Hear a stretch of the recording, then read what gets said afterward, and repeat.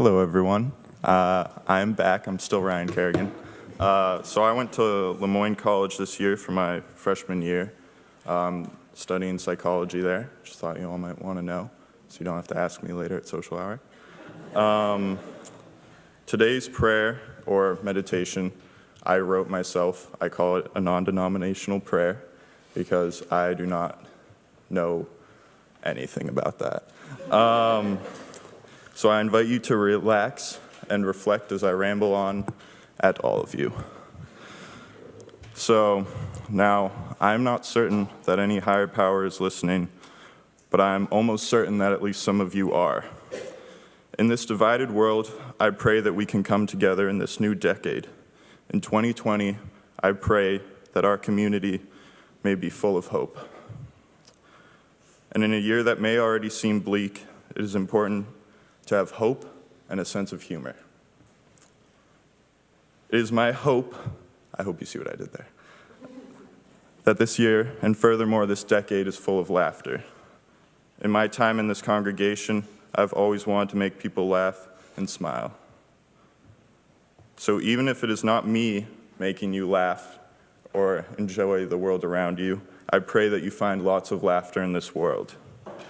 And though I'm not sure who is listening, I pray that you all have things to hope for and things to laugh about, and that even when things get bad, it helps to hope that all will be well.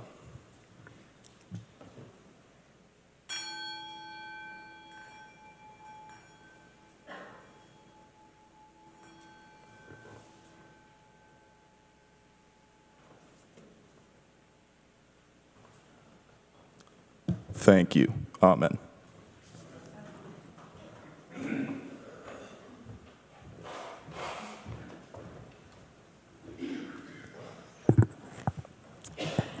Good morning, everybody. My name is Gwendolyn Mexis. I grew up in this church and graduated class of 2017. Currently, I'm a junior at Tufts University. I study international relations, but I spent this past semester studying abroad with 30 other Tufts students in Madrid, Spain. And anybody who's lived for an extended period of time in another country is familiar with culture shock, the disorientation or discomfort associated with traveling in a new place or living in a new place with a significantly different set of norms and values. A classic example of this in Spain is the horario, the daily schedule in which a typical Spanish family, and we were all living with host families, eats dinner at around 9 or 10 p.m. Another one that tripped many of us up involved feet. In the Spanish tradition, feet are considered a rather intimate part of the body, and therefore leaving your own bedroom without shoes on or at a minimum socks, even if it's just going to the bathroom at midnight, is a major faux pas. In orientation, our program director gave us a saying to help us minimize this culture shock. "It's not weird," she said, "it's just different." We used this expression nearly daily together. Sometimes it was serious and other times jokingly. But I quickly realized that this expression cannot be used to explain all cultural differences. As early as the first day, I started noticing language that my host family used that really didn't sit right with me. They referred to alimentaciones, essentially corner stores, as los chinos, because typically in Madrid they were owned by Asian families. The same day, I first heard the expression trabajo de negros, which roughly translates into black people's work. The expression was used to describe any demanding work, particularly when that work doesn't reap much significant fiscal reward. Yeah, both expressions are racially charged, super problematic, but super commonplace. It's like saying I work hard or I need to go to CVS. Within a week, most of my peers had heard at least one similar expression and were in agreement that our catchphrase, "It's not weird, it's just different," cannot be applied here in good conscience. Most of us felt the need to say something to our host families, but for many of us, myself included, this felt a little awkward. My host family went above and beyond of what was expected to them to care for me and make me feel loved in their home. And walking the line between feeling and expressing my gratitude, but also confronting this language, was really difficult. Ultimately, like many of my peers, I did bring it up with my host family and just said, "Don't you think those words maybe are a bit problematic? Why do we need to use them when they're harmless other words that we can use to express the same exact thing?" And having hosted 10 Tough students over the course of 5 years, my host mom, Pepa, was quite familiar with the things that made us American students uncomfortable. She quickly fired back at me, arguing that the intent of these expressions is harmless, completely disregarding the potential impact that they had. She then connected my reaction to these Spanish colloquialisms to our American culture of political correctness. It's a culture that she and many other Spaniards actively fight against, fearing that it can go too far and limit freedom of expression and speech. My friends and I eventually accepted that we may not change our host family's minds about these words, but we certainly didn't have to adopt them into our own Spanish. However, there's another side of this coin. Although they disagreed with us about some phrases, the Spanish people are so much better than we are at talking about conflict and differences. Conflict, letting go of the fear of offending someone and just saying, I disagree with you, and then getting into what may look like a heated argument, but is actually a passionate debate, is a sign of respect for them. Confrontation is a sign of respect. I bore witness to this on election night, the national election night. And on that night, my host family had a family reunion, an extended family reunion. And both extreme sides of the political spectrum were at the dinner table. I can see you guys getting anxious about the thought of that. You guys thought this year's Thanksgiving was bad. And we were all sitting together and watching the returns come in. And naturally, a debate broke out. On one side was my host brother, a supporter of the Vox party, the new extreme right-wing party in Spain. And on the other side was actually his sister, a member of the Podemos party, Podemos meaning we can, a homage to Barack Obama's 2008 campaign. Cousins, aunts, uncles, my host parents all placed themselves somewhere along the spectrum and all joined in. A couple of people on either side spoke so passionately they cried, and it lasted for much of the dinner. Everybody was honest, there was no fear of insulting people, but when everyone got out what they wanted to say and people realized minds were not going to change anymore in one night, they just dropped it and started playing charades. Altogether, you would have never guessed just 15 minutes earlier, people were crying and shouting at each other about politics. And I realized then that Pepa had a point about the political correctness. Acting in good conscience in this family and in this culture was more than just settling for soundbite solutions around language. And while I stand by my bringing up the problematic language, I realized acting in good conscience to them is openly, honestly, and authentically and respectfully, because conflict is a sign of respect, addressing differences in thoughts. It's why when I did bring up the language, my host mom just jumped into the conversation. This candor, this ability to, in a matter of minutes, go from arguing about politics to the point of tears at the dinner table on election night, to playing charades as if nothing had happened, is not really something I see much here. That election night was different for me. But it wasn't weird or bad like the language I had heard. This was good. It felt so much healthier than the tiptoe culture I live in, where so many of us are afraid to address differences and put our conscience on the line, so we just avoid conflict and censor ourselves. Certain matters of conscience do transcend culture and are problematic regardless of location. I think calling out those instances is really, really important.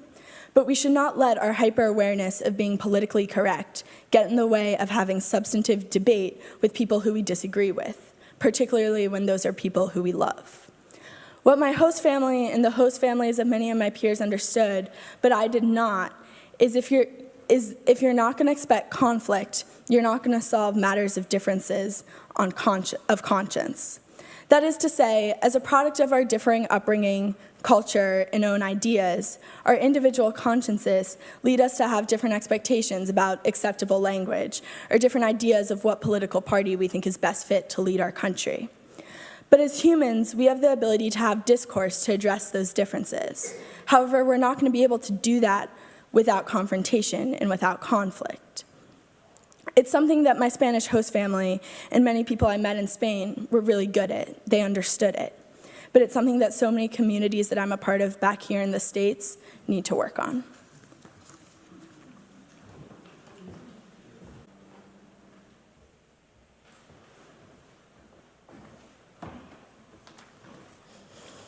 Conscience is a big word.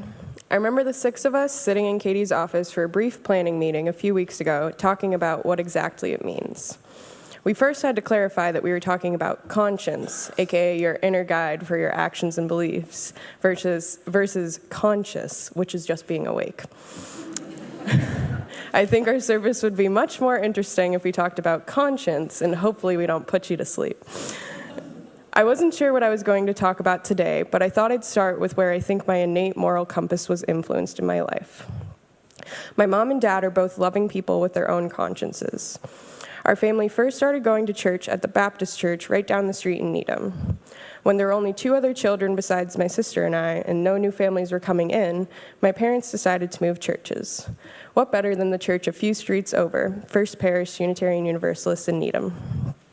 My first memories were those of pulling the Yule log in the Festival of Lights and playing on the old stage in the basement pre-renovation. Over the years, I went through the usual RE course sequence: neighboring faiths, OWL, coming of age, and finally senior youth group. In a completely non-biased sense, I think our religious education program is absolutely fantastic. I may not have thought that back then and just enjoyed hanging out with my friends, but even today I can still remember parts of the Hanukkah blessing we sang as 4th graders in yarmulkes. In December, I always seemed to impress or simply confuse my Jewish friends. Youth group was an even more of a moral building experience. Seeing people in need and their situations firsthand, like in New Orleans, or helping remove invasive plant species and seeing other people's way of life in rural Tennessee were eye-opening experiences. I can honestly say that this church has helped prepare me for many things in life, but the most important value I've gained is my acceptance for other people. It can be difficult being up in Orono, Maine with kids who have spent their lives hunting with family, while I had never actually seen a gun, besides on a police officer until freshman year of college. One of my initial friends even had a bear skin hanging on his wall in the freshman year dorm, head, claws, and all. To be short, I was a bit shocked, but nonetheless, I didn't shun other people because they didn't share the same views as me or had the same conscience guiding them. Instead, I accepted where they came from and how they lived with a grain of salt, and instead sought to befriend them on who they are as a person, not the political parties they follow, even though that is a little difficult, especially today. I found that learning about others and being open to other viewpoints has really helped me shape my own views and conscience. It is hard to understand the hate in our world, especially when this church and my parents have raised me to be so accepting, but I know it is something I don't need to fully understand right now. There will be hate, but there will also be good and light. My mom always says how this church has helped my sister and I, and even herself, feel comfortable speaking in public or in front of others, and I think this is absolutely true. Here you are speaking in front of a group of people so accepting and wanting you to thrive that you know it's not the end of the world if you fail. It's just a little embarrassing. I hope to spread the acceptance and empathetic values this church has enlightened into me and to others for the rest of my life. Thank you for listening.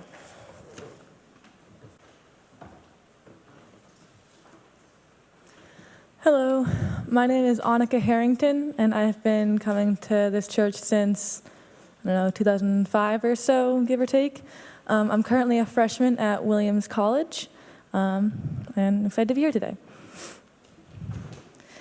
Graduating high school, I had absolutely no idea what I wanted to study in college or what field I wanted to work in after school.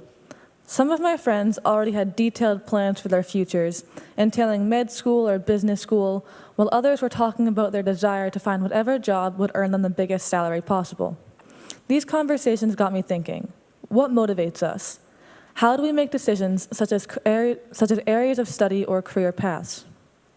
Survival is an obvious factor. We need to be able to feed, clothe, and shelter ourselves.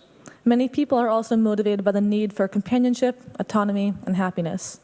And ultimately, many of these needs tie back to money as a motivator. But what I started to ponder in high school and continue to wonder about now is, how much are we motivated by our conscience?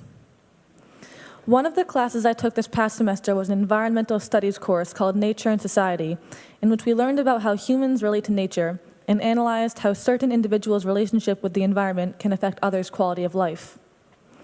One thing that repeatedly shocked me in this class was how businessmen could so easily ignore other people's needs and their desire to make money. Our planet is currently in a crisis. The levels of CO2 are close to surpassing the point of no return. Sea levels are rising, and hundreds of thousands of species are going extinct. Yet oil companies continue to exploit fossil fuels relentlessly, and policymakers reverse measures made under previous administrations to help save our planet. Direct effects are already being seen in human populations as well, in the millions of environmental refugees across the globe, in the increased cancer rates in areas such as Cancer Alley in Louisiana, and in the destruction of culture as Native American hunting and burial grounds are being transformed into drilling fields. In conclusion, CEOs of oil companies benefit daily from the exploitation of this planet and other humans. I don't see a conscience as a major motivator there. Overall, I really enjoyed my environmental studies class, but it did make me somewhat cynical about humanity's conscience. However, I like to believe that these individuals are in the minority. I like to focus on the fact that every day people are motivated by their moral compass to do good. People dedicate their lives to cleaning oceans, to saving animals, to bettering other people's lives. And gestures of good don't have to be on a massive scale to be significant. Small acts of kindness go a long way as well. We bolster each other with these acts of kindness. Sometimes it is hard to do the right thing, though. It's hard to make a self-sacrifice, even if that sacrifice is simply acknowledging a wrongdoing or a challenge. It can be much easier to ignore the difficult decisions that we have to make and simply go along with the flow. Climate change, for example, is daunting. It is much easier to put our heads down and say our actions don't matter in the big scheme, so why bother making a change? And while maybe it's true that our individual actions aren't massively impactful, I still think it is our duty to reflect on how our actions affect other individuals and maybe embrace the need to change certain parts of our lives. Change has to start somewhere, and as stated by Gandhi, be the change you wish to see in the world. It can also be hard to acknowledge errors and wrongdoings in our lives. I don't believe that those corrupt policymakers and CEOs entirely lack consciences. We all have consciences, but rather that the lines between right and wrong have become blurred. And I think that this happens to the best of us. I know there are definitely moments in my life that I wish I could go back and redo. Moments where I wish I had been motivated more by my conscience than by my self-gains. But, alas, all these fossil fuels still have failed to make time travel possible. I can't change past actions that I might regret, but I can remember and learn from those times my moral compass failed me. Our conscience is fluid. Our distinctions between right and wrong and our abilities to act on these distinctions constantly evolve. As I continue through college and into adulthood, I will continue to be faced with an increasing amount of freedom, and the ensuing number of choices I will have to make will likewise grow. I know there will be lapses in judgment along the way, but I hope that my conscience will continue to grow with me and motivate me to make choices that will positively influence the people around me.